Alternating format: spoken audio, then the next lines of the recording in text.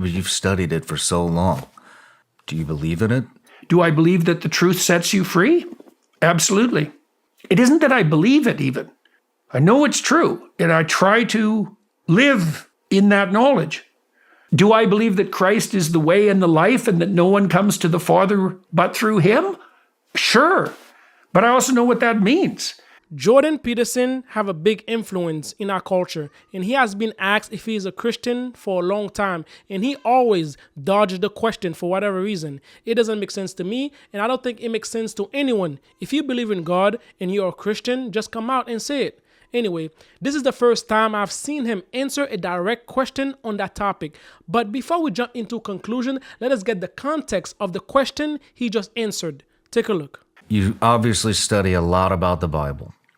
And I love a lot of the things that you say about it. On your podcast, you have all these, you're digging, you're talking to religious figures, you're discussing the Bible, you're all these things. Yet, and I researched you and I wanted to figure out what you believe. And I couldn't find it. I found that a question that you despise is, do you believe in God? Mm-hmm. And so I'd like to dig in and see, the thing about God is that God isn't something you believe in. This is the thing, or you could say that the way we conceptualize belief in the modern world is shallow. To believe in God is to commit your life. That's what the belief is. It isn't the statement, I believe in God. The statement can get in the way. It does all the time. It says in the Gospels, Christ himself says, not everyone who says, Lord, Lord, will enter the kingdom of heaven. Just because you say you believe something, it's like people say all the time that they're Christians. I'm a believing Christian. It's like, that's hard there, buddy. That's the most difficult possible commitment by definition. It's because it's the hoisting of the cross. Right? Really? You're going to commit to that, are you? So here's what you're committing to. Painful, unjust death, accompanied by betrayal, the perfidy of the mob, and the dominion of the tyrant. And you're going to welcome that. And that's not all, because Christ harrows hell. That's not all. That's just where it starts. Full confrontation with malevolence. You're going to commit to that, are you? Because that's what you're doing. What do you mean you're going to commit to that? You mean you're going to commit to believe that Christ you're going to do it. That you're going to do it. In your own life. That's what Christ calls upon people to do. That's the imitation of Christ that's at the core of a genuine Christian commitment. Now, people will say, you can't get to heaven by works alone, and that's true. That's not what I mean. That's not the point here.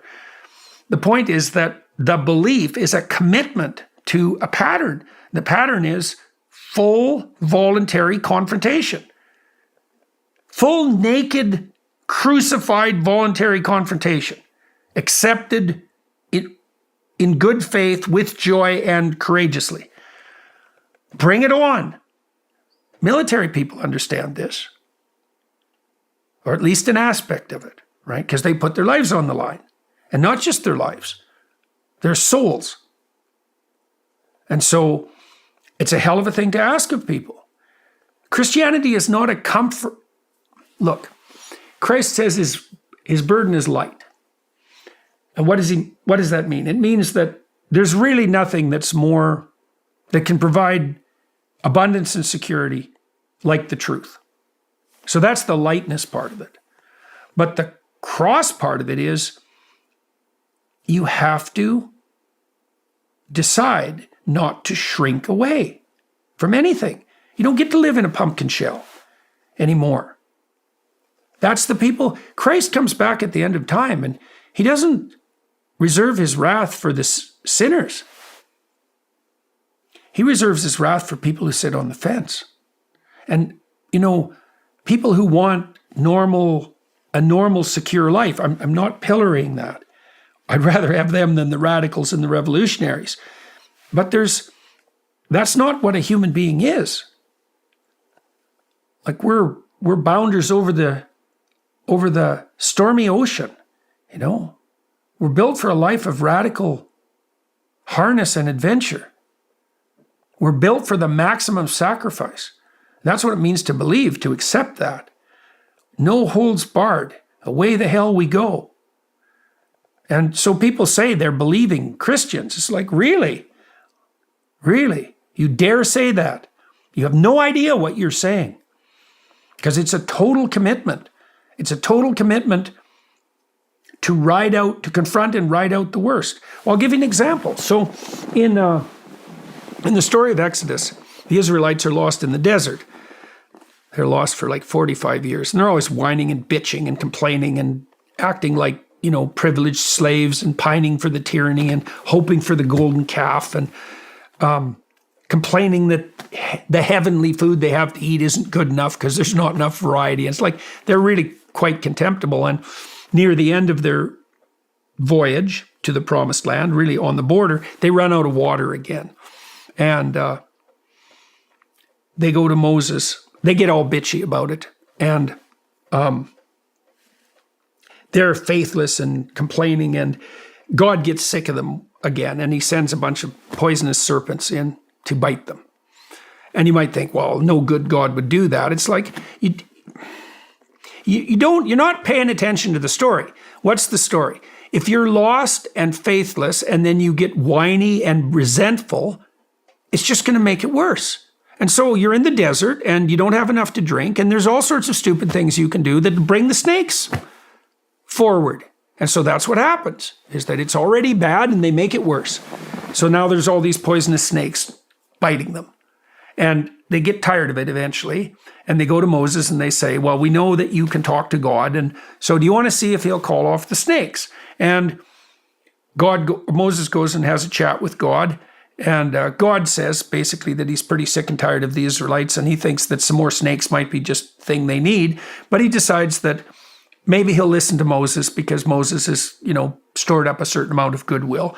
And so God says to Moses, cast a serpent in bronze and put it on a bronze pole and put it in the midst of the Israelites so they can all look on it. And if they look at it, then the poison won't affect them. He doesn't get rid of the snakes. He calls upon the Israelites to face what they're avoiding, to face what's poisoning them. And because of that, they become stronger.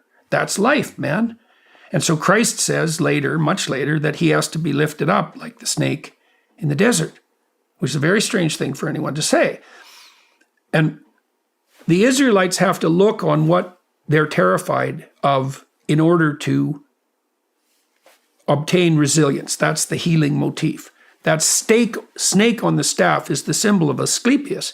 It's the symbol that physicians still use now to represent their healing enterprise. A little of what poisons you makes you stronger. That's the theory, right? And that's the theory of voluntary confrontation. Well, Christ, the crucifix is the same image except expanded. It's like all possible snakes. It's all the things that could happen to you if the worst possible things happen to you all at once. And the Christian calling is to welcome that. So with all your studies that you've done in the Bible, and I'm asking you because you have immersed yourself in it and you've studied it for so long. Do you believe in it? Well, I believe in it in the way that we just described. Do I believe that the truth sets you free? Absolutely. It isn't that I believe it even. I know it's true. I know it's true, and I try to live in that knowledge. It's very difficult to only think or say things that are true, but you can practice it. Mm-hmm. And it's a great relief. As you pointed out, you don't have to keep track of anything. That's just that in and of itself is it's freeing. That's for sure. That's very for sure. freeing. Do I believe that Christ is the way and the life and that no one comes to the Father but through him? Sure. But I also know what that means. It means that, imagine that you want to have the Spirit of the Almighty dwell within you, say, in this Old Testament manner. How do you do that? By taking the burden of life on yourself voluntarily. Why? Because that causes the best within you to make itself manifest. You know that. Look, why did you push yourself on the military front? Why did you go become a Navy SEAL? That's a ridiculous thing to do, right? They just torture you to death in the water. Why'd you do it? Because I wanted to serve my country in the highest capacity possible. Okay, so why did you think that? So you believed that there was a highest capacity, Yes. right? So that was an element of faith. And so personally, you put yourself through this brutal transformative process.